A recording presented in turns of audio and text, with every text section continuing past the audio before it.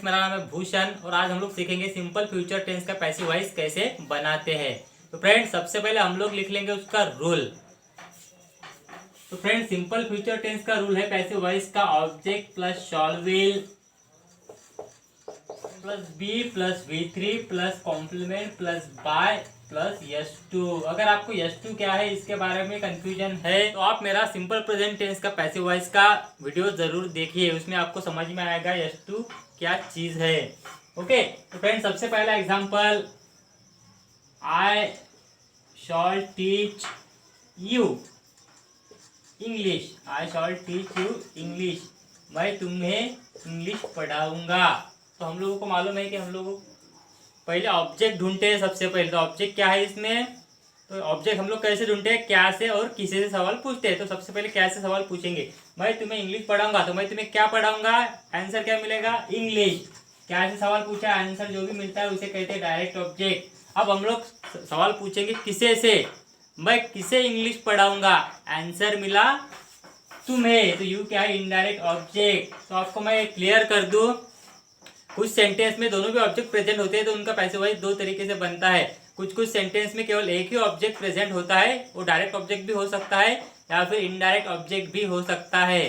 तो आपको ध्यान में बस इतना रखना है कि जिस सेंटेंस में दो ऑब्जेक्ट प्रेजेंट है उनका पैसिव वॉइस दो तरीके से बन सकता है, और जिनमें एक ही ऑब्जेक्ट प्रेजेंट है उनका पैसिव वॉइस एक ही तरीके से बनेगा, और जिसमें ऑब्जेक्ट ही मिसिंग है उसका पैसिव वॉइस हम लोग बना नहीं सकते। तो फ्रेंड्स, सबसे पहले हम लोग डायरेक्ट ऑब्जेक्ट सामने लेंगे। ऑब्जेक्ट क्या है, डायरेक्ट ऑब्जेक्ट इंग्लिश। उसके बाद में इंग्लिश सिंगुलर नाउन है तो वेल। उसके बाद है बी, उसके बाद V3, टीच का V3 क्या है, टॉट। तो आपको V3 सबके मेमोराइज होना बहुत ही ज्यादा जरूरी है, otherwise you won't be able to do passive voice. Okay, तो फ्रेंड्स सब्जेक्ट हो गया, शैल विल में से विल हो गया, बी हो गया, V3 हो गया, टीच का टॉट। उसके बाद में फ्रेंड्स ये जो इनडायरेक्ट ऑब्जेक्ट है वो टू से हम लोग जोड़ते हैं, टू यू। उसके बाद में कॉम्प्लीमेंट नहीं है तो बाय। अब S2 मीन्स क्या, ऑब्जेक्टिव केस ऑफ प्रोनाउन, तो आई की ऑब्जेक्टिव केस है मी। तो सेंटेंस कैसे हुआ, English will be taught to you by me. अब हम लोग इनडायरेक्ट ऑब्जेक्ट सामने रख के करके देखते हैं। इनडायरेक्ट ऑब्जेक्ट है यू, तो यू हम लोग आगे लेंगे। नॉमिनेटिव केस हो या ऑब्जेक्टिव केस हो उसका यू ही रहता है, वो चेंज नहीं होता। तो यू के बाद लगता है विल, उसके बाद में स्ट्रक्चर में है बी, उसके बाद में V3 टॉट। अब डायरेक्ट ऑब्जेक्ट क्या है, इंग्लिश, कॉम्प्लीमेंट नहीं है तो बाय, और बाय के बाद में आई की जो ऑब्जेक्टिव केस है वो मी। तो सेंटेंस कैसे बना, you will be taught English by me. Hindi में हम लोग समझ लेते हैं, मतलब मैं तुम्हें इंग्लिश पढ़ाऊंगा। इसमें क्या है, एक्टिव स्ट्रक्चर है, मतलब सब्जेक्ट को ज्यादा इंपॉर्टेंस दिया गया है। इस सेंटेंस में इंग्लिश को ज्यादा इंपॉर्टेंस दिया गया है, मतलब इंग्लिश पढ़ाई जाएगी मेरे द्वारा आपको, मतलब इंग्लिश पढ़ाई जाएगी, इसको ज्यादा इंपॉर्टेंस दिया गया है इस सेंटेंस में। अब इस सेंटेंस में तुम्हें, मतलब यू को ज्यादा इंपॉर्टेंस दिया गया है, मतलब तुम्हें इंग्लिश पढ़ाई जाएगी, इस पे जोर ज्यादा दिया गया है। तो आपको समझ में आया है, ऑब्जेक्ट को ज्यादा इंपॉर्टेंस देना है तब पैसिव वॉइस का इस्तेमाल करते हैं, और सब्जेक्ट को ज्यादा इंपॉर्टेंस देना है तब एक्टिव वॉइस का इस्तेमाल करते हैं। Next example, Sita will fill water into tank। Sita will fill water into tank, Sita टंकी में पानी भरेगी। अब कैसे सवाल पूछते हैं, सीता टंकी में क्या भरेगी, तो ऑब्जेक्ट मिलेगा water, water, water singular noun है तो वेल। उसके बाद स्ट्रक्चर में है बी, उसके बाद में V3, फील्ड का V3 है फील्ड। अब कॉम्प्लीमेंट V3 के बाद में टैंक, उसके बाद में बाय, कॉम्प्लीमेंट के बाद बाय, और सीता जो नाम है वो वैसा का वैसा लिखना पड़ेगा।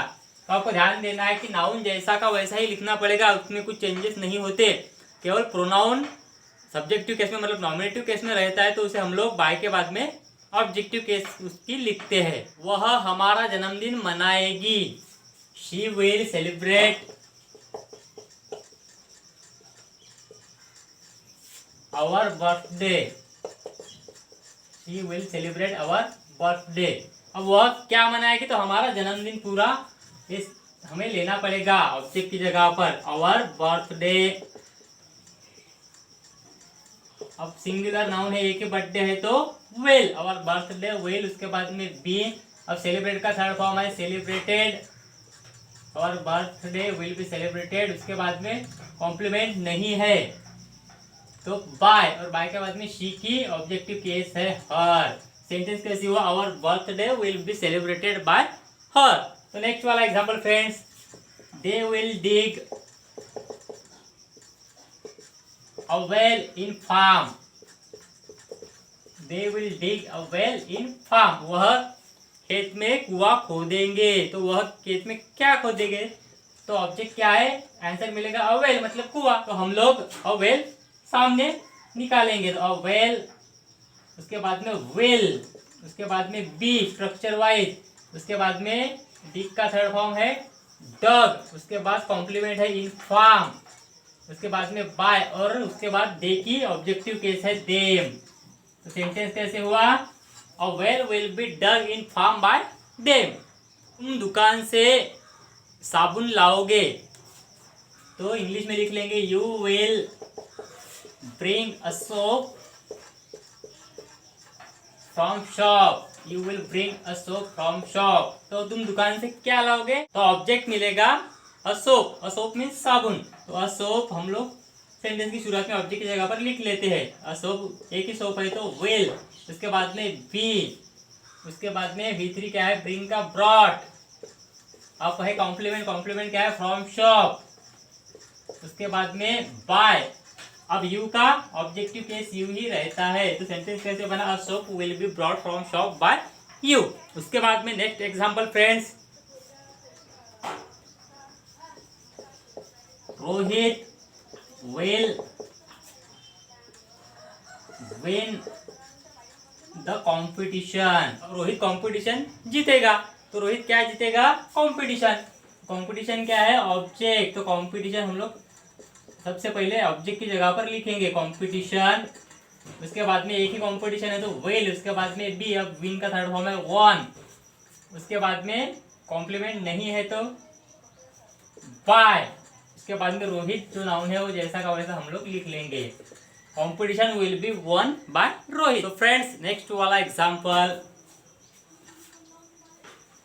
आई शॉल कंप्लीट माय होमवर्क, मैं मेरा होमवर्क पूरा करूंगा। तो मैं क्या पूरा करूंगा, तो माय होमवर्क।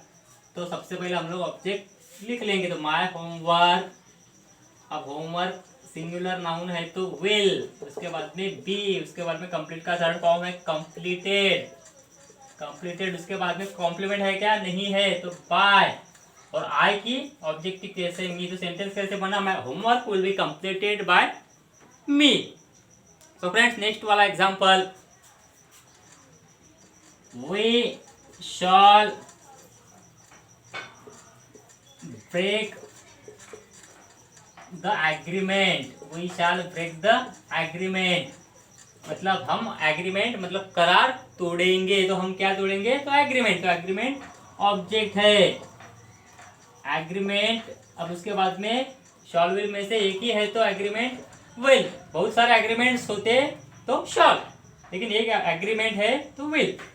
तो विल, उसके बाद है बी, उसके बाद में ब्रेक का थर्ड फॉर्म है V3 ब्रोकन, उसके बाद में कॉम्प्लीमेंट नहीं है तो बाय, अब वी की ऑब्जेक्टिव केस है अस, तो agreement will be broken by us. तो फ्रेंड्स नेक्स्ट वाला example, Modi ji will give us, Modi ji will give us a chocolate, Modi ji हमें चॉकलेट देंगे। तो इसमें हम लोग सबसे पहले ऑब्जेक्ट पहचानते हैं, तो मोदी जी हमें क्या देंगे, तो आंसर मिलेगा चॉकलेट। तो चॉकलेट है डायरेक्ट ऑब्जेक्ट। अब हम लोग किसे से सवाल पूछ के देखते हैं, मोदी जी किसे चॉकलेट देंगे, आंसर मिलेगा हमें। तो अस क्या है, इनडायरेक्ट ऑब्जेक्ट। तो इसका दो तरीके से हम लोग पैसिव बना सकते हैं। सबसे पहले हम लोग मतलब डायरेक्ट ऑब्जेक्ट सामने रख के बना के देखते हैं, चॉकलेट, अब चॉकलेट एक ही है तो विल, बहुत सारे चॉकलेट्स होते तो शॉल, तो एक ही है यहाँ पर तो हम लोग इस्तेमाल करेंगे विल। उसके बाद में बी, अब गिव का थर्ड फॉर्म है V3 है गिवन, उसके बाद ये जो इनडायरेक्ट ऑब्जेक्ट है वो टू से जोड़ना पड़ेगा टू अस, उसके बाद में कॉम्प्लीमेंट नहीं है तो बाय, और बाय के बाद में मोदी जी जो नाउन है वो वैसे का वैसा हम लोग लिख लेंगे। तो सेंटेंस कैसे बना, a chocolate will be given to us by Modi ji. अब हम लोग इनडायरेक्ट ऑब्जेक्ट सामने रख के इसको बनाएंगे। तो सबसे पहले फ्रेंड्स आपको पता ही है ये अस जो है ये ऑब्जेक्टिव केस में है क्योंकि ऑब्जेक्ट की जगह पर है, लेकिन ये सब्जेक्ट की जगह पर अगर आएगा तब वो नॉमिनेटिव केस में आता है हमेशा। तो अस की नॉमिनेटिव केस क्या है? वी। तो हम लोग लिख लेंगे, तो वी के बाद लगता है शॉल स्ट्रक्चर वाइज, उसके बाद में बी, उसके बाद V3 क्या है? गिव का गिवन, उसके बाद डायरेक्ट ऑब्जेक्ट वो जैसा का वैसा, we shall be given a chocolate, उसके बाद में by Modi ji, we shall be given a chocolate by Modi ji. तो हमारा सेंटेंस यहाँ पे हो गया। नेक्स्ट वाला example, she will purchase a car from shop या फिर from market. She will purchase a car from market, वह मार्केट से कार खरीदेगी। तो वह मार्केट से क्या खरीदेगी? तो आंसर क्या मिलेगा? A car. तो कार क्या है? ऑब्जेक्ट है, तो हम लोग लिख लेंगे अ कार। अब कार एक ही है तो विल, उसके बाद में बी, उसके बाद में परचेस का थर्ड फॉर्म है V3 है परचेस्ड, उसके बाद में कॉम्प्लीमेंट है फ्रॉम मार्केट, उसके बाद में बाय। अब शी की ऑब्जेक्टिव केस है हर, तो सेंटेंस कैसे हुआ? A car will be purchased from market bye her. Next example, Sachin will play the flute on ground. Sachin मैदान पर बांसुरी बजाएगा। तो सचिन मैदान पर क्या बजाएगा? तो आंसर मिलेगा द फ्लूट। द फ्लूट हम लोग आगे लेंगे, द फ्लूट। अब एक ही फ्लूट है तो विल, उसके बाद में बी, उसके बाद में प्ले का थर्ड फॉर्म है प्लेड, उसके बाद कॉम्प्लीमेंट है ऑन ग्राउंड, उसके बाद में बाय स्ट्रक्चर वाइज, और बाय के बाद में सचिन जो नाउन है वो जैसा का वैसा हम लोग लिखेंगे। तो सेंटेंस कैसे हुआ? The flute will be played on ground by Sachin. Next वाला example friends, Virat will write a letter, Virat will write a letter to her, Virat उसे खत लिखेगा। तो इसमें हम लोग सबसे पहले ऑब्जेक्ट ढूंढते हैं। क्या ऐसे सवाल पूछेंगे? विराट उसे क्या लिखेगा? तो आंसर मिलेगा अ लेटर। ये है डायरेक्ट ऑब्जेक्ट। तो नेक्स्ट वाला हम लोग इनडायरेक्ट ऑब्जेक्ट है क्या देखेंगे। तो विराट किसे खत लिखेगा? तो आंसर मिलेगा उसे। तो ये है इनडायरेक्ट ऑब्जेक्ट।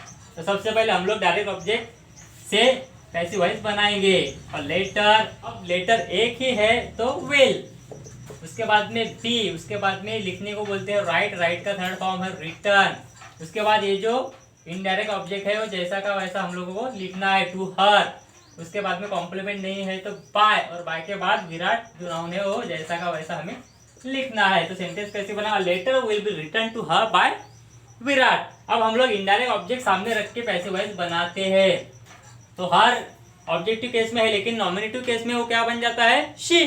तो लिख लेंगे, तो शी के बाद में लगता है विल, उसके बाद बी।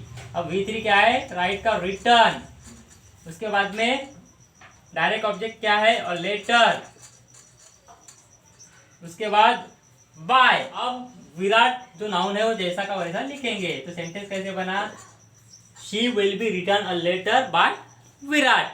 तो दोस्तों आशा करता हूँ कि आपको आज का ये जो वीडियो है वो बहुत ही यूजफुल रहा होगा। तो फ्रेंड्स, अगर अभी तक आपने मेरा चैनल सब्सक्राइब नहीं किया तो मेरे चैनल को ज़रूर सब्सक्राइब कीजिए, साथ ही बेल आइकन को भी हिट कीजिए ताकि मेरे अपकमिंग वीडियोस की नोटिफिकेशन आपको मिलती रहे। तो friends, keep studying and thanks for watching my video. Thank you very much.